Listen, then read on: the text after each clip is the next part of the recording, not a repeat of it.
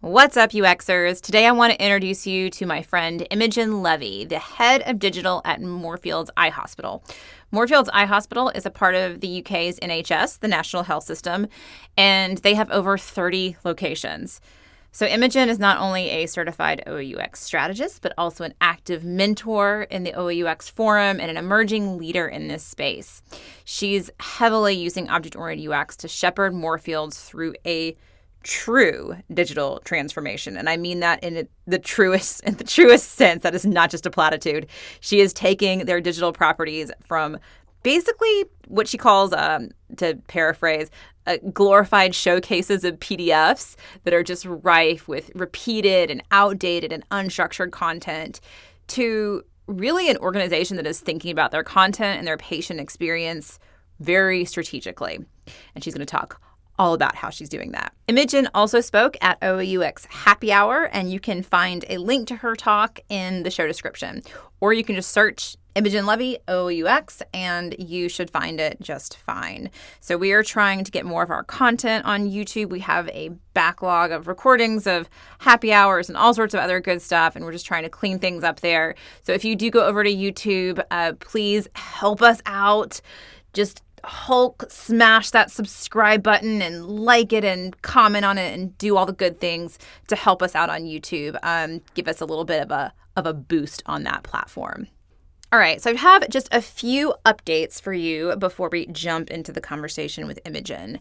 So first is some good news in the OOUX job world. OOUX jobs are really becoming a thing, actually. So when I spun up the job board within the OOUX Forum about a year ago, the OOUX Forum is just for certified or certifying OOUX strategists. But when I first spun on the job board about a year ago, we got maybe 1 to 2 posts a month of OOUXers looking for more OOUXers to join their team. Now it's like we're getting 2 to 3 posts a week. So if you're still considering getting certified, but you're not sure if it will actually help you out in the job market, I can confidently say that it will. So it'll help you with your design challenges when you're interviewing. Just having OOUX on your resume or on your portfolio site, even if people don't know what object-oriented UX is, they're going to be curious about it. They'll want to ask about it. But once you get in the door, you'll be able to talk about object-oriented UX, show how it helps you work strategically. But on top of that, just you'll be within this network of people that are looking for other OOUXers. So pretty much everyone who goes through the course just gets ruined in the fact that going forward, they only want other OOUXers to join their team. They want people that are thinking this way. So at least for anyone that's doing any sort of strategic information architecture or UX system design. So if you're not already on the wait list for Cohort 5, go to OOUX.com/certification and click on that big green button at the bottom to get on the wait list. And if you are a certified OOUX strategist and you haven't checked out the job board recently, go check that out. There's lots of jobs at Lowe's, Apple, Azul Arc is hiring as well. And that's just the ones that I'm thinking of. Alzheimer's Society. That's just what I'm thinking of off the top of my head. So you can go into the topics, go to job board and check it out. So now this is going to get announced in next week's newsletter, but you'll hear it here first. So thanks for listening. We have a date. Cohort 5 is going to kick off on August 30th and run hard for 10 weeks, going through November 1st, I believe. So I feel like that's really nice timing. Hopefully you'll get to recharge a little bit over the summer. Hopefully you have some vacation planned. And then you can just jump into getting just upskilling. That's such a silly word. Just upgrading your problem-solving skills before things slow down again for the holidays. So go get on the wait list, OOUX.com/certification. And you will be the second group of people to know when enrollment opens up. The second group? What? This is the second group? You're on the wait list. So yes. So to be the first to know, that is going to be those that have already invested in the self-paced masterclass. So basically, those are folks that have made a down payment on the certification. So thank you so much if that's you. So this is how it works. So when you purchase the self-paced masterclass, you're going to get an instant credit toward putting that full cost of the self-paced masterclass toward a future certification. All right, so you don't pay twice. You don't pay for the content twice. So the self-paced masterclass, it's all of the content. It doesn't have the community, the feedback, the white glove treatment from me, one-on-ones and everything. And because I'm not looking at all of your assignments or any of your assignments in the self-paced masterclass, you're basically on your own. You don't get the certification, of course, because I can't say that you for sure know this stuff. If you are interested in doing that and kind of just diving into the content and not waiting until August 30th, please make sure to subscribe to the newsletter if you are not already. That's OOUX.com/newsletter so that you can find out on Monday the discount code. So next week, the week of the 28th, I believe, of June 28th, if you're listening to this in somewhat real time, that's going to be the lowest price that you will possibly be able to see. So more on that in the newsletter. Make sure to subscribe to the newsletter and you'll get all the updates on that. Okay, enough sort of salesy stuff. I got one quick process update for you before we jump into the conversation with Imogen. So what I want to talk about today as far as developments within OOUX and the ORCA world, let's talk about attribute prioritization. So attribute prioritization, it is the A of ORCA. So of course, ORCA is objects, relationships, calls to action, and attributes. And we iterate on those four things to basically pull all of our research and create structure from our research so that we can create wireframes from. So attribute prioritization is basically the last thing that you do. It's the A of ORCA in the prioritization round. It's the last step before we get into sketching. So it's where we have our object map. We've hammered on our object map. We figured out all the details. And now we want to prioritize all those attributes. So we're shuffling them around. We're doing a forced ranking of every column in our object map.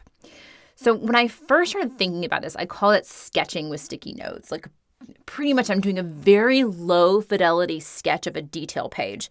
So let's say the column is event. All right. So I've got the name of the event. I've got an image. I've got the description. I've got the time. I've got the date. I've got the duration. I've got the status, whether it is a private event or a public event. I've got whether it's in another status, maybe whether it's in the past or whether it's in the future. So this is when I go in and I take all those attributes and I say, all right, actually date is going to be more important than description. So I'm sort of sketching out what that detail page would look like. That's how I talked about it originally.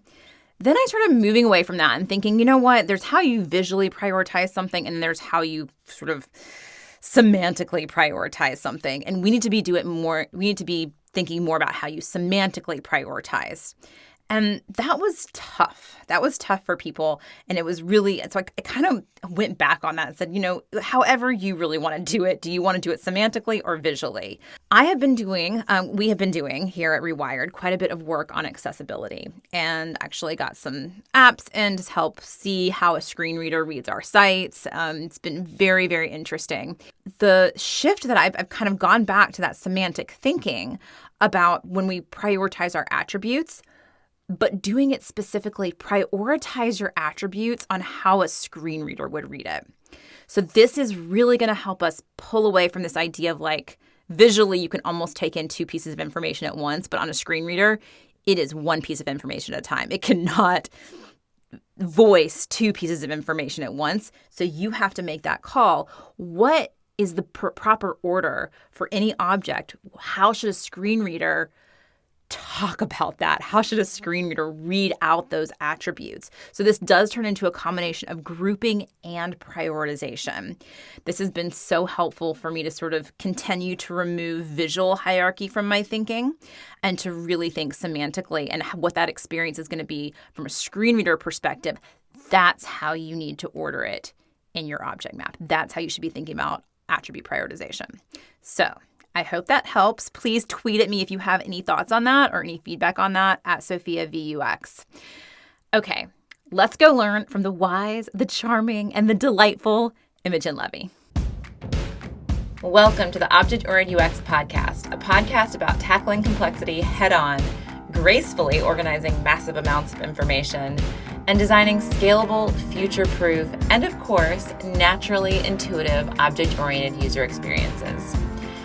An OOUXer is a powerful blend of information architect, business analyst, facilitator, and UX strategist. If this sounds like you or what you aspire to, you are so in the right place. I'm Sophia Prater, UX designer, chief evangelist of object-oriented UX, and your host. Let's jump into it. Imogen, welcome to the Object-Oriented UX podcast. Thank you for having me. Great to be here. Thank you. Yeah, I'm really excited about our conversation. So you are a certified OOUX strategist and have been using object-oriented UX at Moorfields Eye Hospital for quite a while now, a few months now. You're pretty deep in it. So before we actually dig into all the geekiness of going into object-oriented UX, can you just kind of give us a peek into your daily life? Like what does a day in the life look like being the head of digital at Moorfields? Yeah, sure. I mean, I don't think I have a typical day. I think that's kind of the beauty of the role, I guess, in some ways.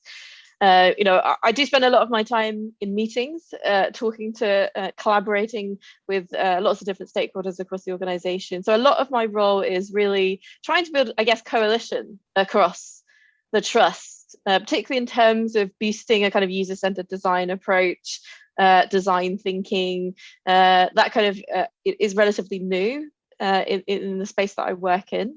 People are doing it more at a kind of national level, but certainly when you get to kind of hospital level, local level, more kind of on the front line type stuff, digital teams are fairly low in resource.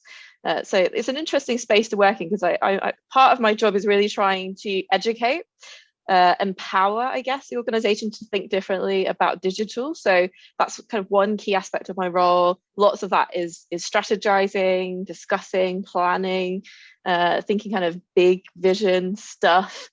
And then the other part is leading at the moment a delivery team to actually build a new product for Moorfields, which as an exemplar, I guess, for demonstrating all the stuff that I talk about that we need to do. So really those two aspects: product development, product design, doing the stuff, and then really talking about it and building up the kind of the coalition and really exciting two aspects of my role, really.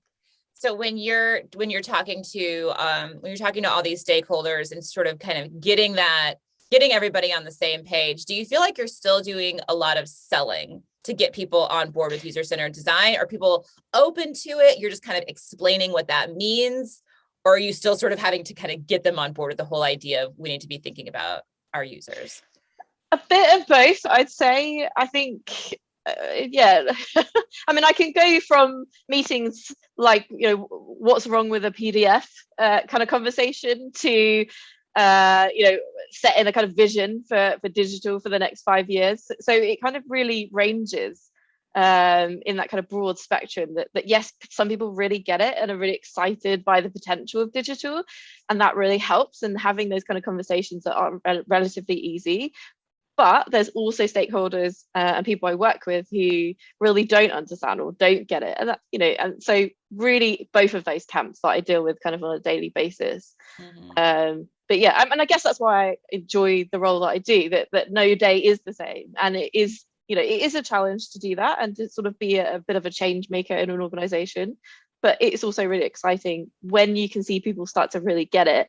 And I've been in the organization a year and a half now, and already in that year and a half have seen change, change in ways of working together, change in mindset, in ways of thinking about things. And that's really exciting. We've got a long way to go, but when you can really start to see that happen, mm-hmm. That gives you the boost to kind of carry on, I suppose. Yeah. And I mean, I guess that's really probably very fulfilling. I mean, being at a place where there is so much room for improvement, and a place that is, helping people in a very, very real way. And I can see that takes a lot of patience and also humility to be able to go from like that big picture strategy, this is why we need to do this, to that like this is what's wrong with a PDF conversation. And you probably have had that conversation, I need to have this conversation for the 15th time, but that's all right because we need to get people on board with this. Yeah, so I literally somebody just mentioned earlier today in a conversation that you need to hear it 21 times in order to like understand something, which is just like, and actually that's, even if I have those conversations 21 times, like great. If at the 21 conversation you're going to get it, I am willing to have 21 conversations that are the same. I think that's going to be really motivating for a lot of people to hear who maybe on like the 13th or 14th time they've had the conversation. So just know there is a light at the end of the tunnel. You might need to have the conversation another 10 times, but it'll start to click for people, and people will start understanding, and you will start to see that change. And consistency is key as well. So ever since I started, the story has been the same. So I've never been anything but kind of consistent with the message. And that also really helps. Like, I haven't changed my mind about where we're going. The vision is very kind of, it's set. We're really clear on the direction. And that really helps, again, getting people kind of on board with this stuff, because I'm not changing my mind. I've set the direction, and that is where we're going. I'm nothing but kind of consistent, and that really helps. And that, stakeholders who have given me feedback, who have said, one thing I really like about your approach is that you're always saying the same thing. I can really understand you, and you're really clear and direct. So that really helps. So yeah, you do have to have the conversation a lot, but it will pay off. And yeah, consistency is key.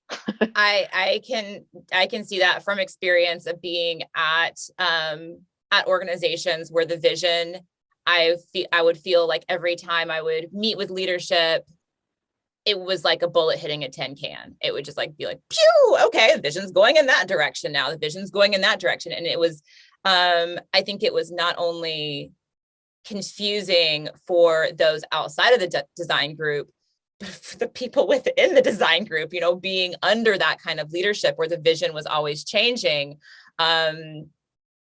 That's one of the main reasons some of the organizations I left those organizations, because the vision was always changing, and it was hard to get momentum on anything.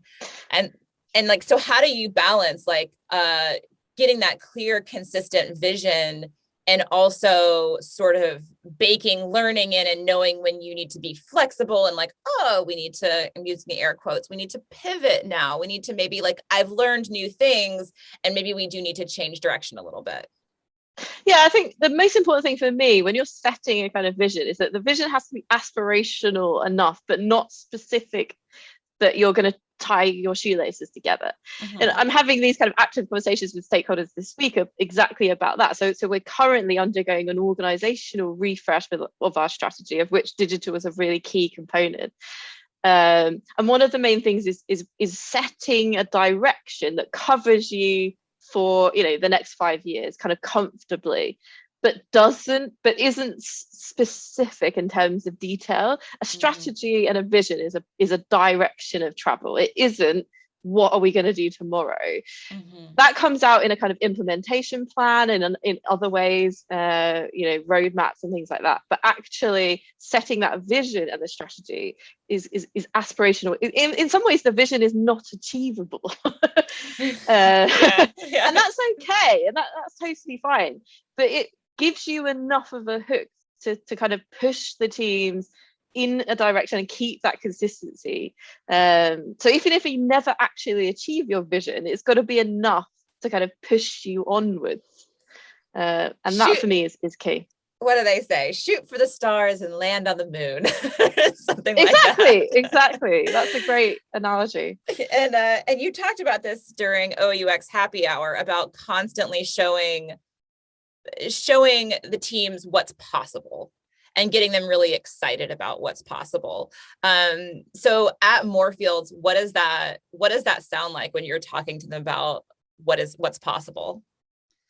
So you've got to find the things that they're interested in and try and like speak in their language. So Moorfields is an NHS organisation first and foremost, but it also has private options. So private patients are able to book and pay for treatment So there's a commercial angle there. So if I'm talking to stakeholders who are, the MD of the private hospital and consultants who operate in both private and NHS spaces, I might focus on more of the commercial angle. So if we do a good job here, we're going to boost revenue, we're going to boost appointments, we're going to boost all of the things that you're telling me you want to do.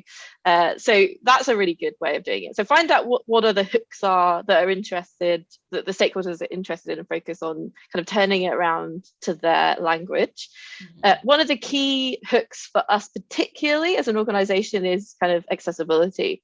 So one of the, I guess, hooks that I put at the top of the business case was really making the case for, well, one, we have to be accessible. We are a public sector organization, but we have a legal responsibility to be compliant.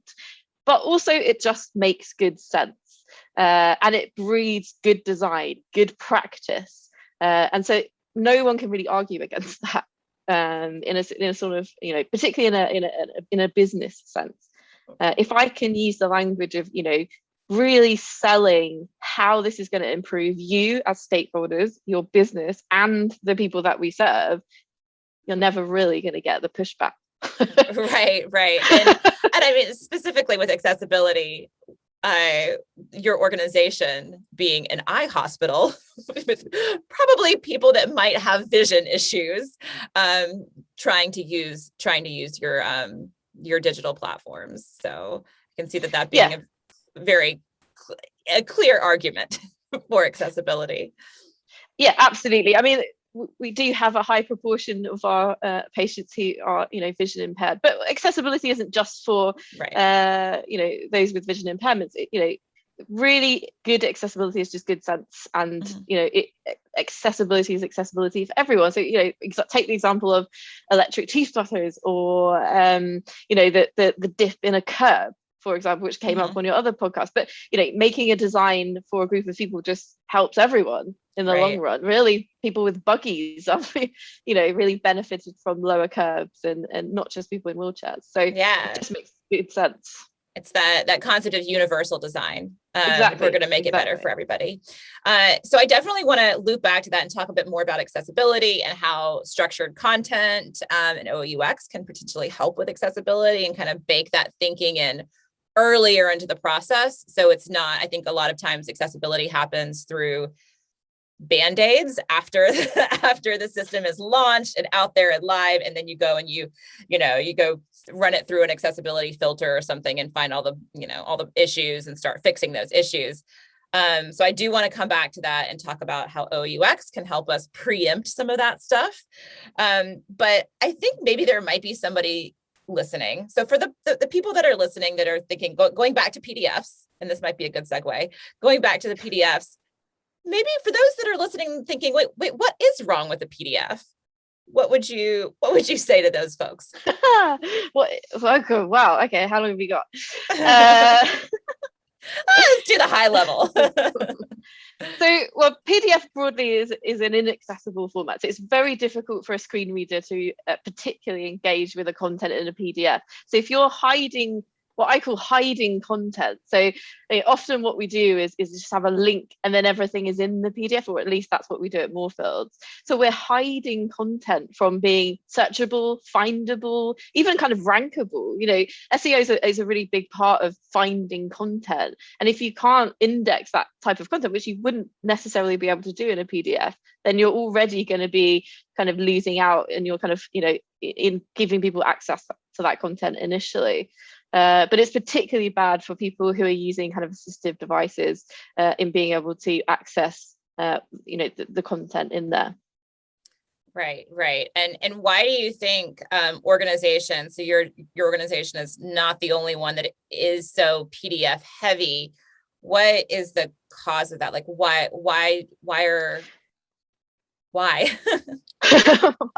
Good question. No, I think what's happened, or at least from what I've observed at Moorfields, and I don't know if others are experiencing this, that often content processes or information processes start by being print first. Mm-hmm.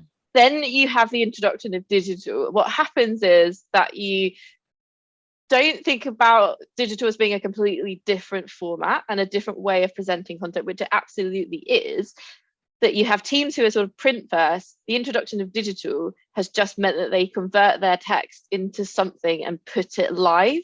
And that is what they think is digitizing content, which absolutely isn't digitizing content. So part of what I have to do at Moorfields is try and demonstrate that this is also about changing how we approach content from the beginning, and how we're actually thinking about how we present that content to a patient and structure that content around kind of what patients need.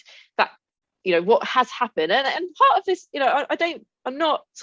I don't think there's anything wrong with what's happened, but it's because there hasn't been perhaps the understanding of why that they're even kind of a different format and why that's bad, but also people who so a lack of sort of competencies in the organization around sort of digital content roles specifically. So what you also have are kind of people who are print first and really good writers in their own way, but they're not digital writers, and they've just found a way of digitizing content, but they're not UX writers. They're not kind of thinking about content design. They're just finding a way, and that's not wrong. That's what has happened in a lot of organizations who haven't really invested in kind of content design, but now that's a real discipline, that's a real skill that we need to recognize more and more across particularly in the NHS, when you're dealing with really complex content. Medical information, health type content is really complex. This is kind of my kind of slight bugbear, but sort of also push for anyone in the NHS who's listening, that we need to invest in people who are really have those skills around structuring content, organizing content, writing content digitally. Like we need to invest in those skills. And there's a little bit of a resurgence in kind of IA that I'm seeing kind of in the Twitter sphere, but we need a big resurgence of IA specialists, particularly in the health context. And that's my kind of campaign. And what does it mean to write digitally versus write for print? Well, I think there's lots of kind of nuances there. I guess first and foremost, for me, it's thinking about writing for the user first and foremost. So writing and structuring content based on need, and not based on kind of just a reflection of an organizational kind of structure.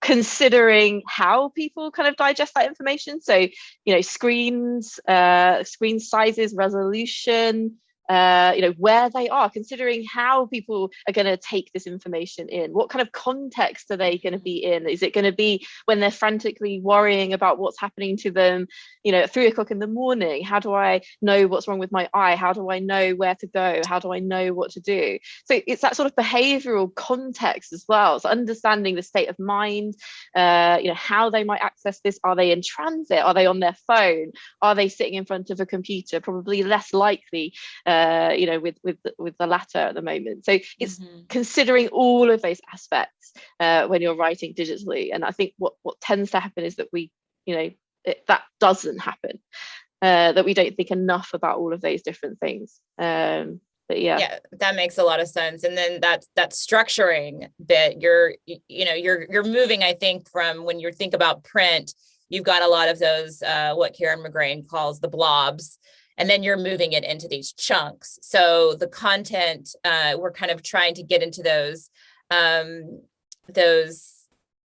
least the individual the indivisible, that's the word I'm looking for, the indivisible chunks of content, and knowing that the content might be like, where is the user coming from? It comes from that context. Are they clicking from here? Are they clicking from there? And then how do we also make content that is reusable? Right. I think you talk about having 13 definitions for cataracts on the site. So how do we say, okay, here's the definition for cataracts, and this might actually show up in 13 different places. But if we want to update it, we're going to only update it in the one place, and it'll go to all the 13 places it needs to show up. Yeah, I mean, it's like having a design system for your content as well as you have for your atoms, your molecules, your organisms, your components, your whatever it is that you're using, what terminology you're using. the same applies for how you divide and organize your content for reuse. And that's absolutely valuable. Like those things to me seem to go more and more hand in hand, and certainly with the work that we're doing. And I'm sure we'll come on to that I feel like we're getting there, right?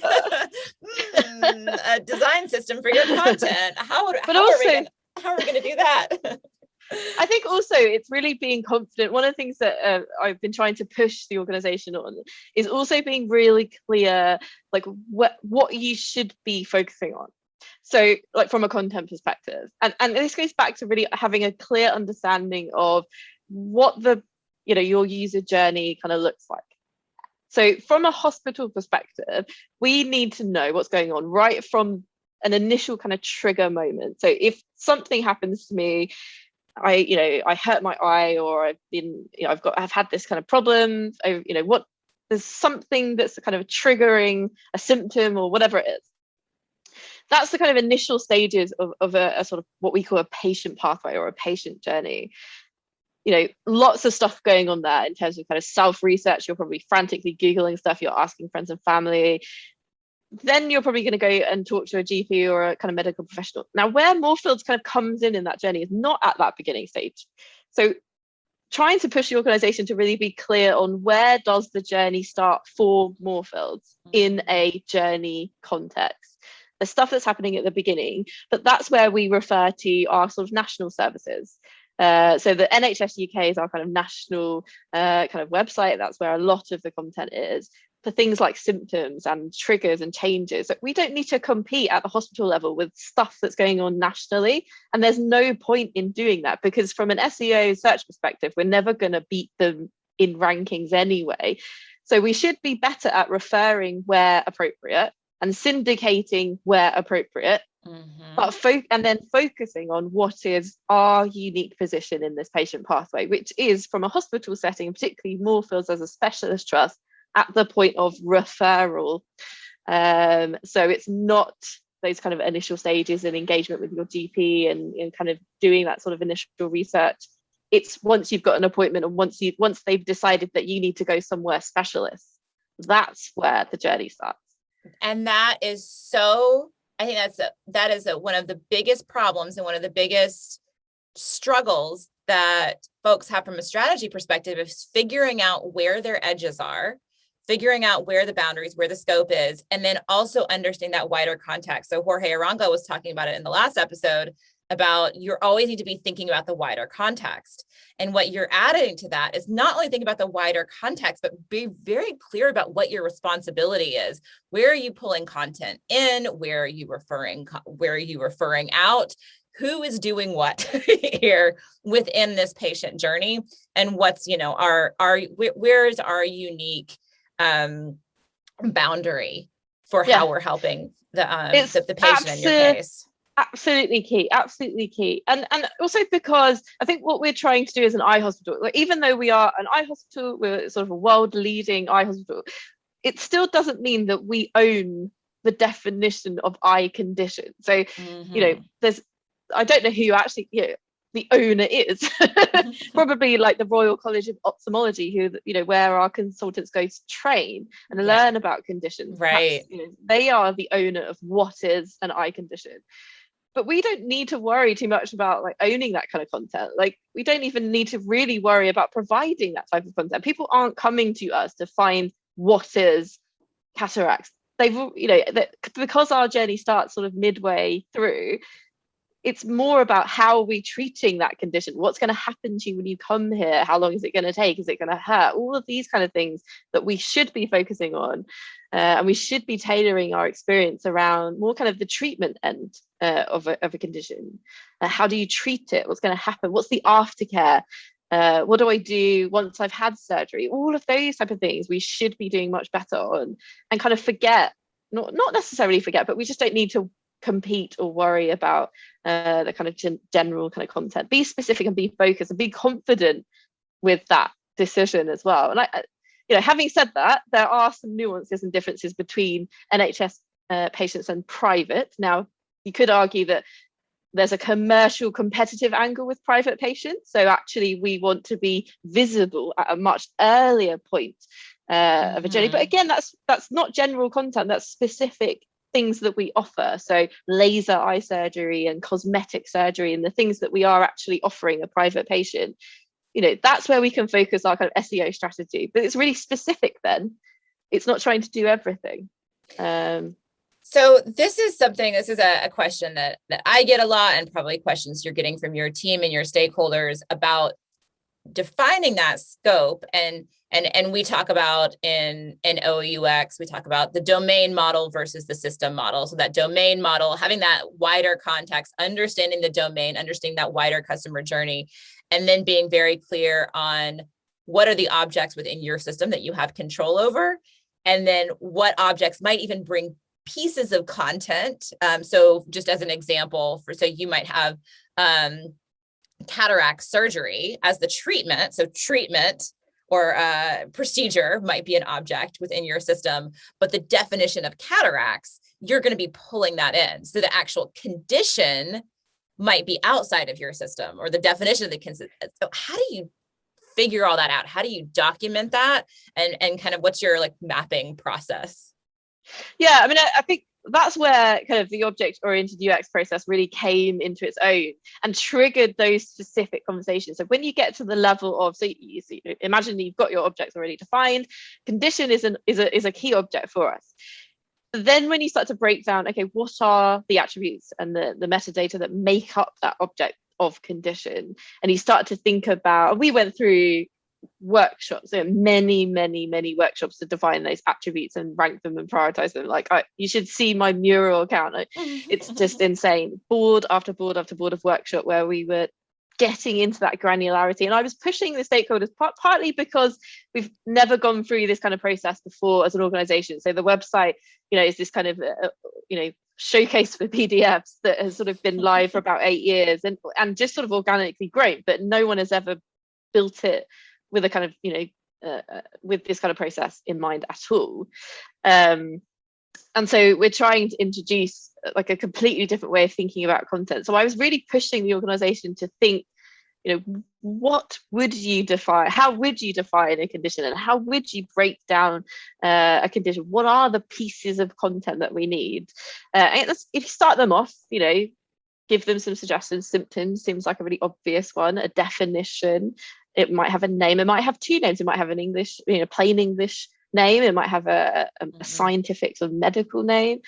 And once they've got into the mindset of actually, oh, okay, I understand what you're asking me to do, lots of attributes start coming out. So I think wow. for each the floodgates open. Yeah, they never end. So for each object, I think we probably had about 30 to 40 attributes. And then from that, you can start to just ask some of those really tricky questions. Okay, well, let's take the definition of a condition and just ask the question: who owns that definition? Where does that definition come from? And I was particularly keen to kind of push those type of conversations with clinicians, particularly, partly because I wanted to understand how much do we defer to other organizations?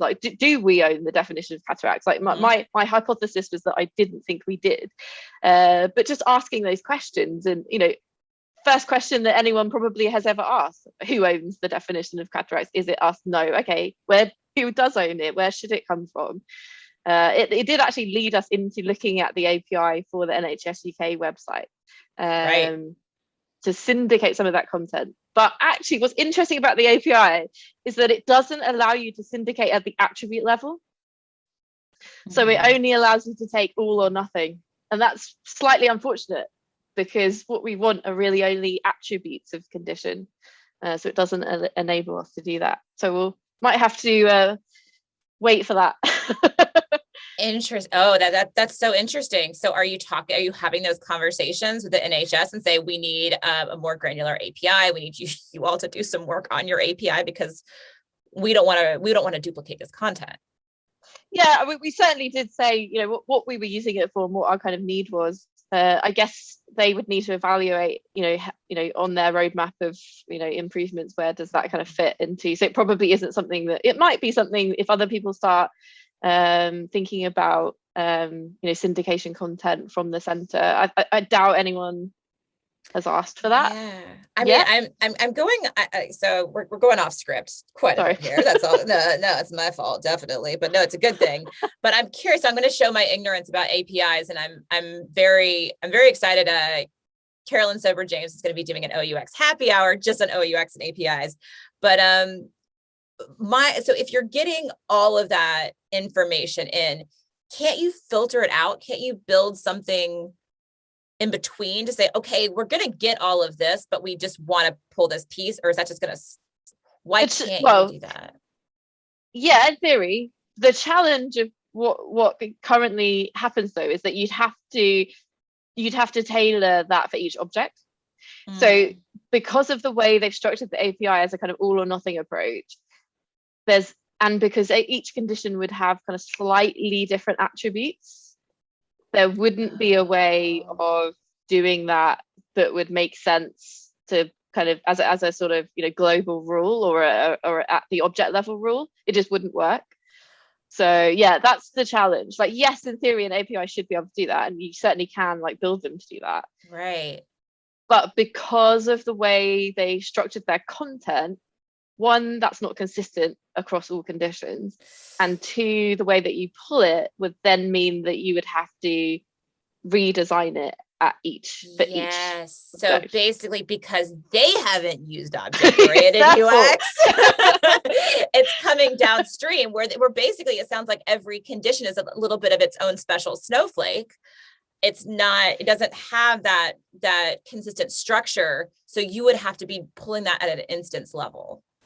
Yeah, exactly. And what we're trying to do on our end is, so we are having a sort of aiming for a sort of object level or a condition set of attributes that some may be complete, some may be not, depending on the condition. But if we can capture all of the ones that we need across all conditions, and then in our kind of design template, if you don't fill out, it doesn't get displayed. So we're trying to be as kind of reusable as possible, but recognizing that there are going to be nuances. So some conditions, for example, won't have treatment options because they're not treatable or whatever.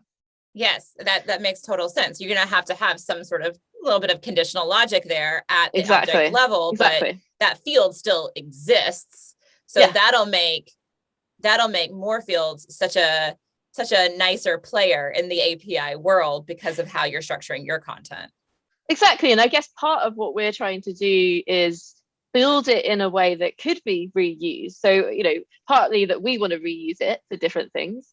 I guess that's our sort of main requirement, that perhaps we want to use it for a voice skill or a mobile app or whatever it is, across different, digital products, but also enabling others to perhaps indicate from us, that there might be other eye hospitals or perhaps other local services that perhaps want to take some of our content.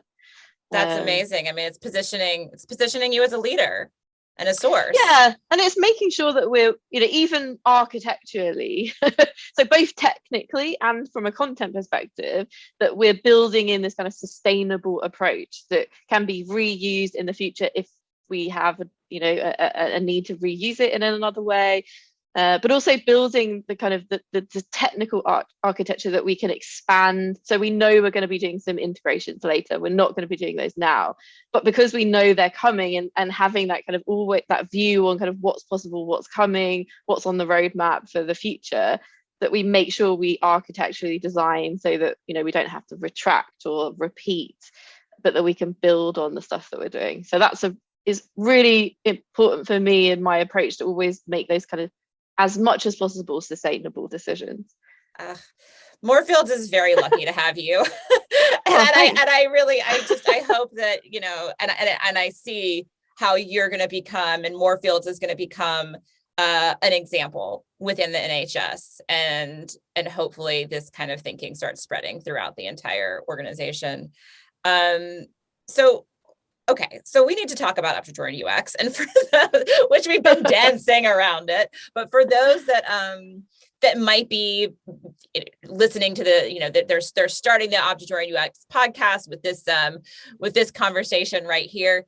can you, I can define object-oriented UX all day, but can you explain for those that might have no idea what object-oriented UX is, or maybe just an inkling based on our conversation, how would you explain object-oriented UX?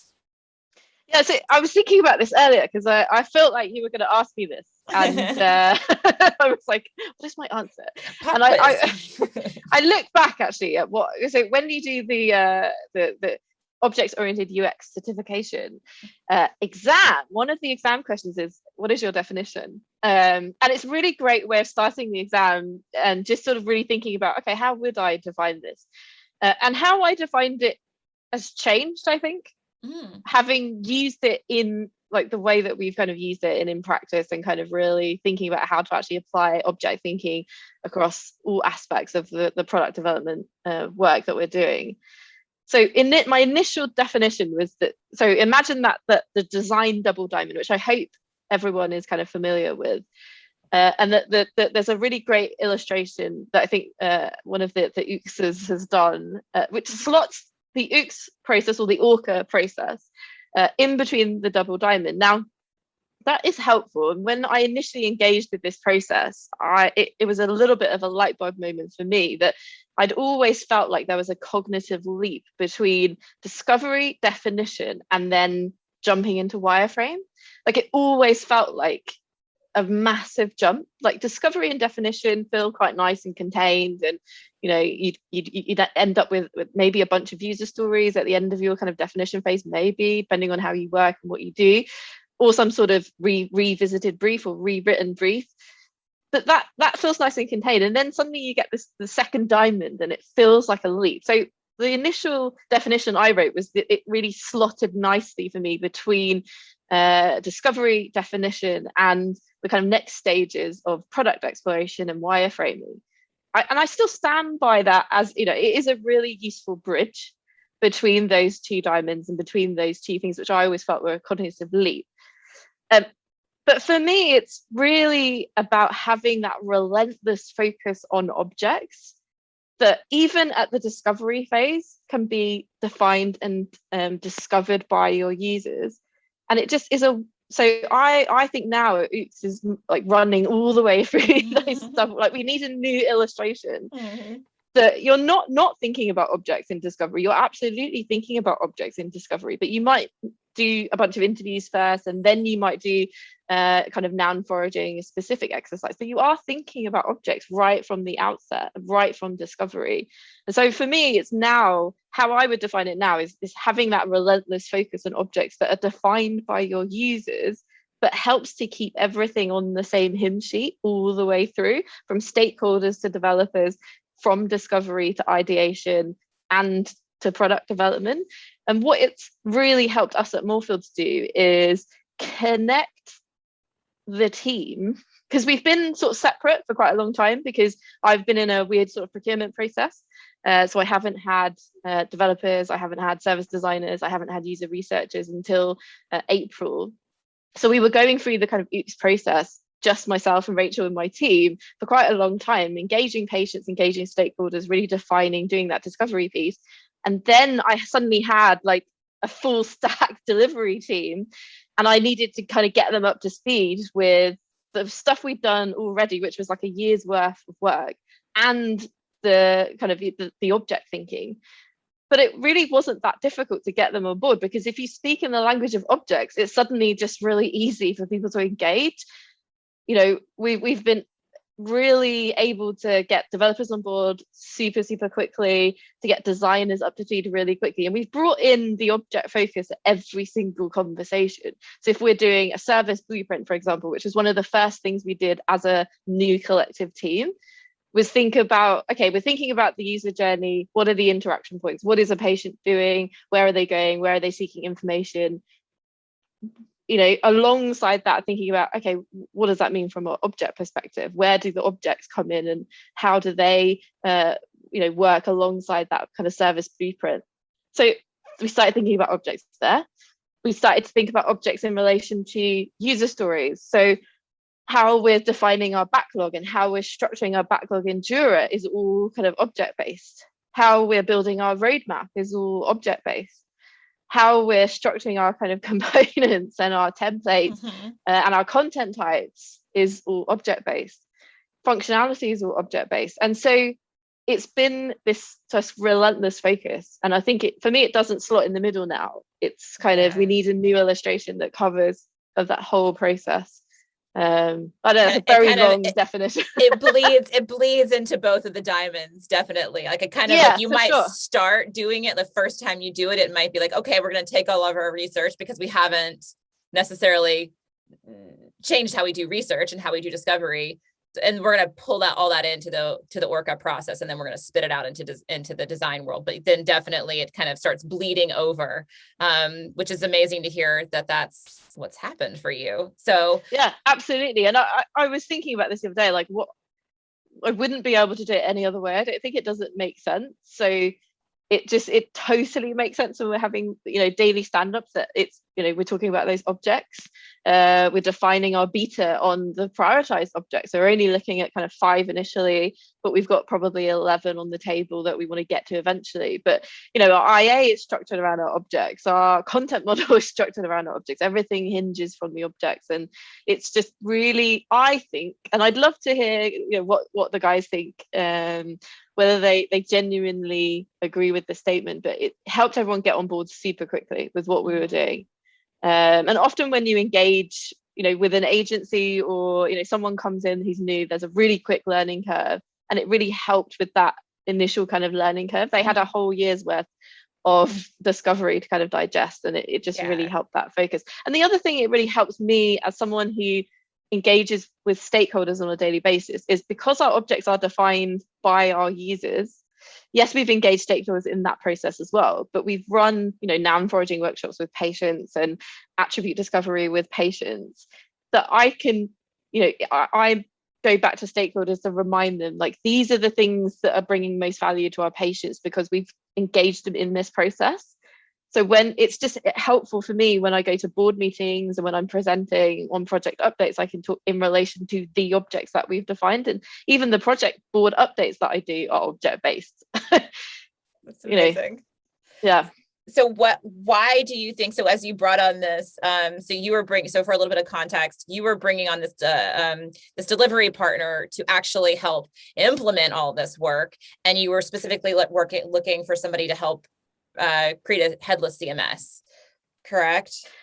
Yeah, well, the remit of what they're doing is, so the scope of work they're doing is around designing a new digital service for patients. So it wasn't specifically around bringing in a headless CMS. A headless CMS is part of that, but we are designing a new digital service for patients. Now, part of this fits into the strategy that we're kind of developing at Moorfields, which is around a single access point or a single front door for our patients. So what we have currently is kind of many front doors and many pseudo front doors. So we've got text messages and letters, they're a front door.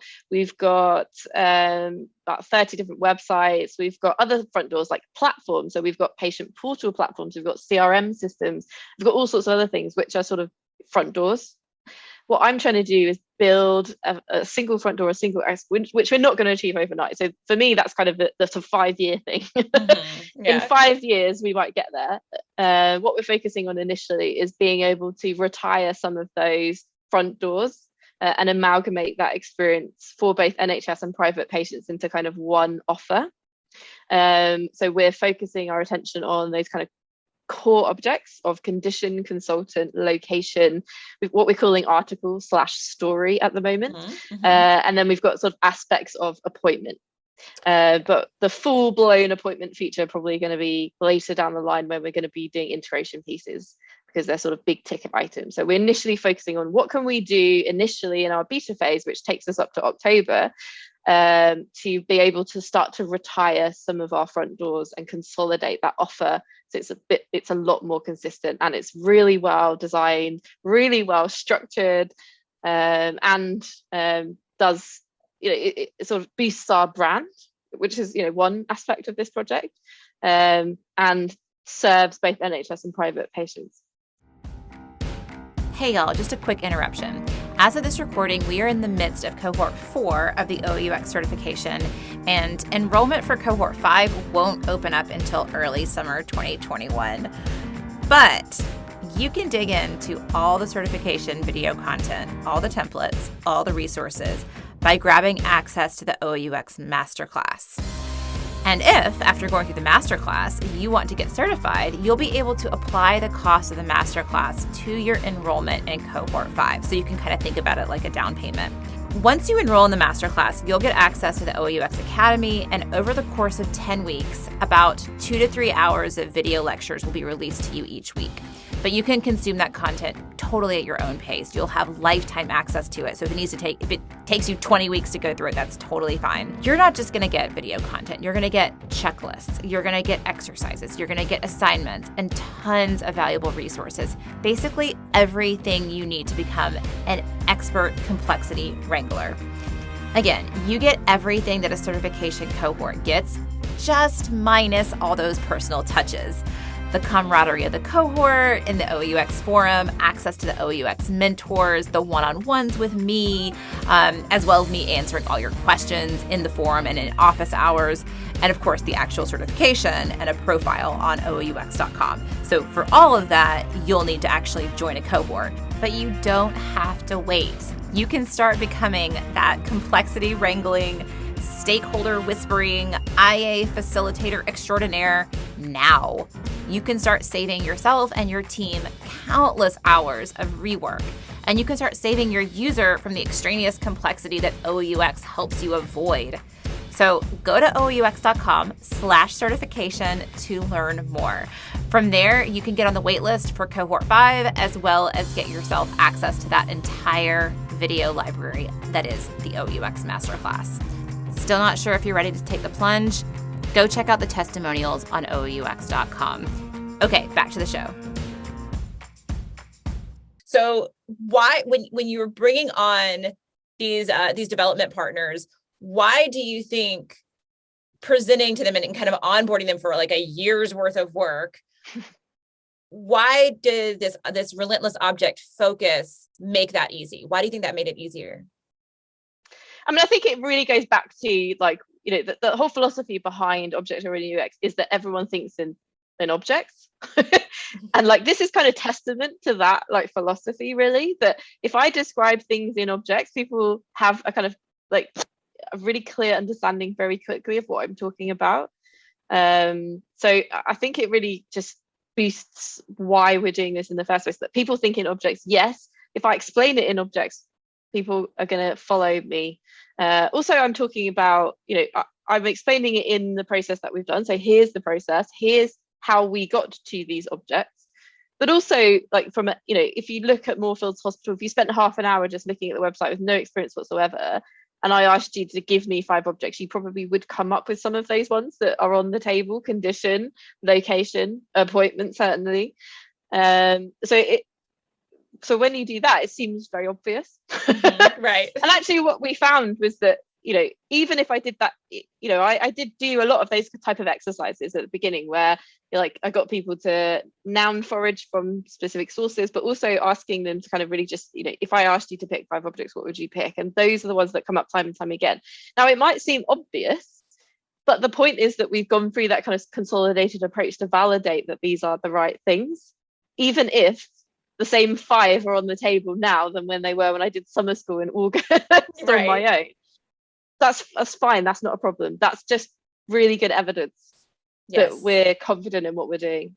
And it also, I think, getting everybody speaking the same language. So with developers and stakeholders and the design team, that you're using the same words for these things. Yeah, exactly. I can imagine it's helpful as well.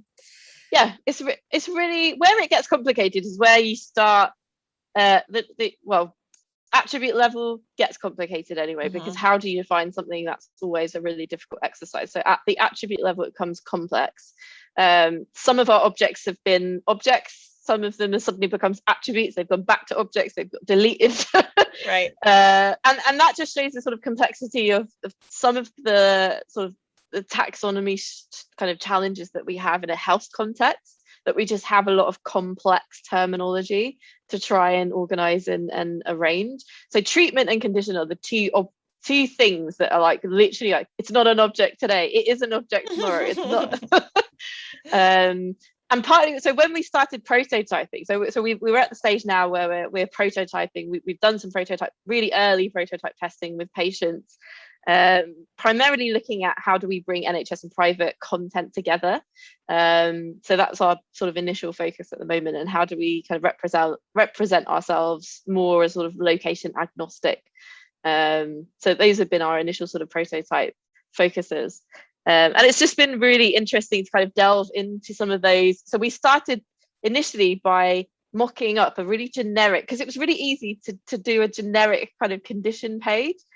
We did a prototype around it and we've tested it. But what's come out of that testing is more kind of evidence to suggest that people don't want generic pages, content layouts. They want what they need to access, which is why you need to get down into that attribute level to focus on the things and the bits of content that are most relevant to them and their need. And that's where treatments now are like main focus.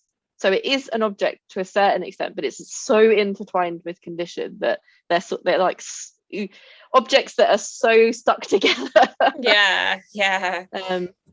So does a condition have multiple treatments, or could it have multiple treatments? Or absolutely. Yeah, it could have nothing, and it could have multiple. So there's complexity there, but because it's the main thing that people are really coming to us for information on, that it had to be. So we kind of abandoned the prototype in terms of that sort of generic layout. Like, here's the definition, here's the symptoms. Like, we don't need that. Just forget that.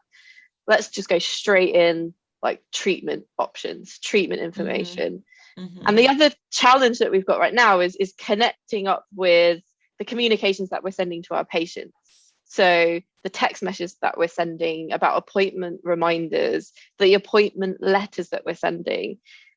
Now, it's a real challenge because some conditions like cataract, let's go back to cataract. It's a really nice, easy example. Cataract is the name of the condition. It's also the name of the thing that you're going to see in your letter. So, dear so-and-so, you've been referred to Moorfields for an assessment because of cataracts at location X. That's the thing that's written in your letter. So that's now the thing that I'm going to see. And perhaps that becomes now my search term that I'm going to go to the website to find information on. That's a nice, easy one. But what we don't do is like consistent labeling. So here's back to that IA conundrum. Another example is a term which we call adnexal. Now, adnexal is the name of a collection of conditions, or a collection of symptoms, I should say. But that's the thing that we're going to put in your letter, because it's now associated with a location. You've been invited to come to the adnexal clinic on X day with X consultant. Now, adnexal is not the name of a condition, but I might be a patient and see that and think, oh, I've got adnexal. So I'm going to look for that term on the website in relation to a condition. It isn't the name of the condition though, but that's where I might go.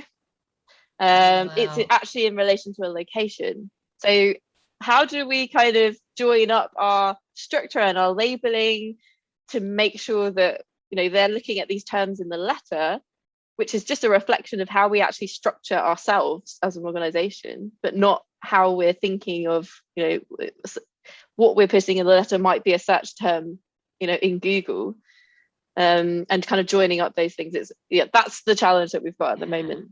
It's that question of kind of where do you put the tomato? Is a tomato a fruit? Exactly.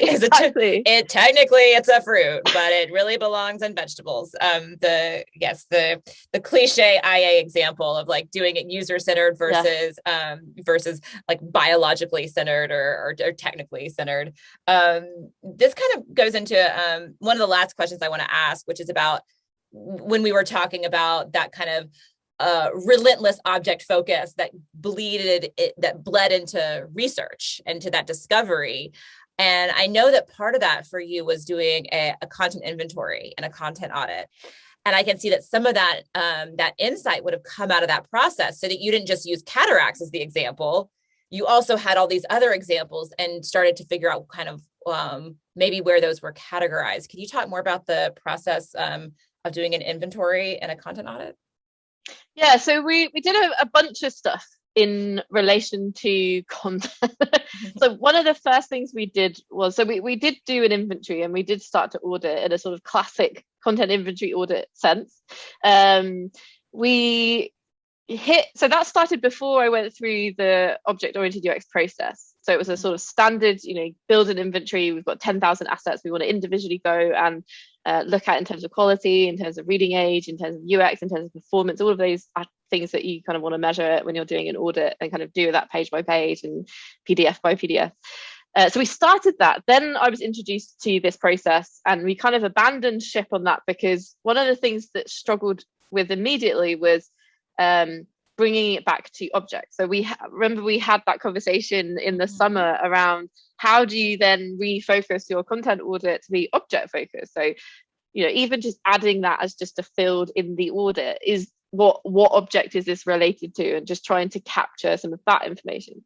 So we started before OOUX, we parked it, then we tried to make it object focused, and we have kind of kept that format, but we hit another challenge when we started. So when the supplier got on board and we were kind of moving through the kind of product development stages, and we started doing service blueprinting, and we started thinking about where we might go with our kind of initial prototype and what that might look like, we hit more roadblocks with the content audit process, partly because there's so much content that is not user focused, and we've inherited this like structure that is 8 years old, that has never gone through this kind of lens before, or this kind of process before, and we felt like we were auditing something that we knew we were just going to abandon, to be honest. So we've kind of now like inverted that whole process, and we've basically just started designing from the ground up instead of what we actually need in relation to those objects. Now, there is an aspect of going back into the audit to check where some of those attributes, where we want to reuse that content. So now the audit is focused on not assessing what's there from an audit perspective in terms of performance, because we know that it's all crap. But in relation to the attributes and the objects that we have defined in this process, just going back to check what can be reused in the new world. So we're basically starting again, but using it now as a can we reuse some of the content? Because some of the content is really, we've got subject matter experts across the organization who really know their stuff, and there is some great content in these PDFs. So it's now just a focus of where can we reuse stuff to get it ready for our kind of new digital service, which essentially is just kind of rebuilt from the ground up. So we've kind of gone on a massive journey. The other thing we did a card sorting exercise with stakeholders just on what we currently had, and it was just so telling, because like no one could define it. Wow. Yeah. So it sounds like, I'm wondering, I'm kind of spitballing here, but I'm wondering if something that would be valuable, and sounds like this is sort of what you're doing, is doing more of an instance audit. So not necessarily auditing for rot, and because okay, we're going to be looking at all of these pieces, but really figuring out, okay, if we kind of know what our objects are, let's go find a bunch of instances, or if we decide, here's a bunch of instances and they don't fit into one of the objects that we've defined, we maybe need a new object because this is a different type of animal. And really having that ability to say, okay, well, we've got, what was the condition, the kind of condition thing, the group adnexal. Adnexal. So we have this adnexal thing, like what kind of animal is adnexal, and how is cataracts? And then okay, we have cataracts, and then we have cataract surgery, and then we have the, cataracts therapy or something else, like these other, just like getting this really nice understanding of what all the instances are, or at least a good sample set of the instances, so you can start thinking about those edge cases. Yeah, but that's exactly what we're doing. So we're collecting those instances at the moment for the prototype, but a really sort of small subset. So starting with kind of 4 or 5 kind of key common conditions, so cataracts, glaucomas, so the obvious ones, and then picking some of the more obscure ones to see, like, again, a test for, does the set of attributes work across all, does it work for some of the rare conditions, or does it not? So yeah, absolutely that. At the instance level, we are at least seeing what we've got and seeing where we can kind of reuse that. And then we've got now like an Uber spreadsheet, which is like all of the objects along the bottom in their own tabs, and then all the attributes. And we've got like, that's where we're putting all of our content in the moment, in just in a massive spreadsheet with objects at the bottom and attributes in each tab. And we're just collecting that as we go along. So it's we've got a big content overhead to kind of try and figure out, and a lot of noise that was just kind of getting in the way that we've just now kind of abandoned, which I think is the right approach. Yeah, that's amazing. So and definitely how I've started thinking about what that kind of audit might look like, and how to sort of adapt a content audit to make it a lot more efficient in this world where sometimes, pulling in, if you have 3,000 instances, pulling all of that in and auditing every line of 3,000 instances is just kind of unrealistic. So my very last question for you, I'm going to channel some folks in the audience. Some people might be thinking that this sounds very waterfall. I'm going to use the dirty word, that like, okay, you did about a year of doing this work and now you're bringing on a dev partner, which I know that there was some kind of like just considerations. You don't have a dev team. So what I want to ask you is, where does iteration play in this? How are you, because I know that you are, but how are you iterating on the design and also plan to be iterating on the development, and kind of what is that? How are you balancing this idea of iteration versus like doing quite a bit of design work up front? Yeah, so it's a real active challenge, actually. I don't think we've totally nailed it. Mm-hmm. So the development partner did come with not just developers. So we've got service designers, we've got user researchers, we've got product designers. So they're doing design and build, because I just don't have the resources to do that internally. So the beauty of that is that we started with kind of a sort of pseudo discovery as a collective together, and that was, I guess, maybe more of a 2-week onboarding. We called it a bit of a discovery phase, but really it was like get up to speed and collectively work on. So we started with the service blueprint as a collective because they needed to understand the lay of the land. We wanted to make sure that we had a kind of really good joining up of thought.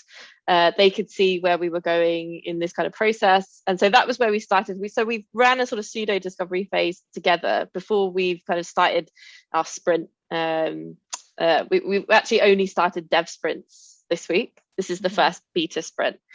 And then we moved into kind of an alpha phase. Now, alpha phase was really, again, more of an extension of discovery, in the sense that, we've got a more refined idea of our hypothesis that we want to validate or disprove. We went through a whole process of really refining those things, and, getting to the stage at the end of alpha where we've got a really good kind of focused prototype. What the dev side has been sort of in parallel, the conversations with the technology side is really about what technology do we need to support where we're going. Mm-hmm. So technical decisions about architecture, about the CMS, doing a lot of work looking initially. So I guess sort of a technical discovery was running in parallel to that, you could call it, which was really thinking about what technology decisions do we need to make to support this that we keep talking about and that we're planning and that we've got a vision for. Doing some assessments of kind of CMS technology. Was headless the right approach? Were there other options? Doing some evaluation around hosting, platforms, where should we put this, all of those kind of stuff. And also there's a bunch of stuff we have to do in the NHS to make sure that's totally sound and tick all the information governance boxes and all of those kind of stuff. So there was a lot of setup. Alongside that was conversations around how do we make sure that a user story that goes into the backlog is not an unvalidated story with users. Right. So I guess like setting those kind of ground rules really is key. So as a team, we've collectively said no user story will be picked up by a dev unless it's gone through the design and testing cycle to ensure that that's a validated user story that should get developed. And just have that conversation, be upfront about some of those kind of principles and some of those rules. Yes, devs might get frustrated that they don't have our like component library from day one. They don't even have a high fidelity design yet. We're still working on that. But we can establish our basic principles for going into the sprint cycles, that actually what we're going to find is that the design cycles are 2 or 3 weeks ahead of what's going into the dev cycle, because at the moment they're focused on standing up the application and doing all the architecture. So they don't need designs yet. So we're sort of beavering away at getting the designs ready. So in 2 sprints time, when they're ready to apply some styling to some of the, building some of those components, that will be way ahead. And so that's the trick. So making sure that the design cycles, so we're testing with users in every sprint, but we are 2 or 3 weeks ahead of the development, so we can pass over validated user stories, and just making sure that the backlog is a representation of what's coming, but also they're validated. So, and a developer is picking up a validated user story. But so then you've got also the testing cycles at the other end. So the quality testing, the accessibility testing, all of that stuff. Yeah, so it's tricky. I don't think anyone's got it totally sound, but open dialogue. I mean, I feel like that's such an amazing, the fact that you had, and I'm wondering, I don't want to put words in your mouth, but because you had that object map, you had all that object-based thinking, do you feel like that helps with the developers to be able to kind of do some of that technical architecture work while? Yeah, because they've already got an idea of what the objects are. And so they, even if they've got no designs, they understand that, an object needs to talk to another object. And that actually they can just, we can give them 4 examples of a condition, even there's no content in there. They can still start to think about how the relationships are going to work, because we've already established that, integrated content is really key as, what we're trying to achieve. So they can already, without any design, think about how does an object relate to another object. Right. So so the design team is not a bottleneck. They can actually move forward. That's amazing. So before you wrap up, is there any last words, anything else you want to say to the Object UX community and anybody that might be thinking about giving this a go? Don't hesitate. I really, really love this process, and I bang on about it all the time with friends. So in other contexts, a friend who's just signed up for the cohort, who I've been talking to about it, who works for Royal Gardens, really exciting. There's your ticket to the Queen there. And other friends who are working in the health space who are hitting kind of similar conundrums around, I work with a bunch of stakeholders, what techniques, what tools can I use to understand my way out of this? Like, here, try this. And I'm mentoring someone at the moment who's never done the course, has never done the cohort, but is applying some of the thinking and some of the techniques. And I'm checking in with her sort of every couple of weeks. So she works for another organization. It's not a hospital, it's an NHS organization, but it's very different. They're sort of an agency within the NHS. So they work with lots of stakeholders and they have lots of clients. And she's really finding this as a helpful approach. So I would encourage people to look into it, try it out, and if very happy to also be available for questions or for mentoring if people want to. I'm really happy to kind of chat about it. I love a chat. So we will definitely link all of your contact information. Probably LinkedIn would be the best way for people to reach you, or Twitter. Yeah, that's fine. I'll put link either one. Okay, we'll put LinkedIn and Twitter in the show notes so that you can contact Imogen if you do have more questions. Thank you so much for this conversation. It's been incredibly valuable for me to hear, and I know it's going to be really valuable for everybody else that's listening. So thank you so much. Thanks for having me. Thank you so much for listening. I truly hope you enjoyed this episode. Please visit objectorientux.com/podcast for show notes. Our soundtrack is Fighter by Ruby Vell, courtesy of Sugaroo Records. Happy OOUXing!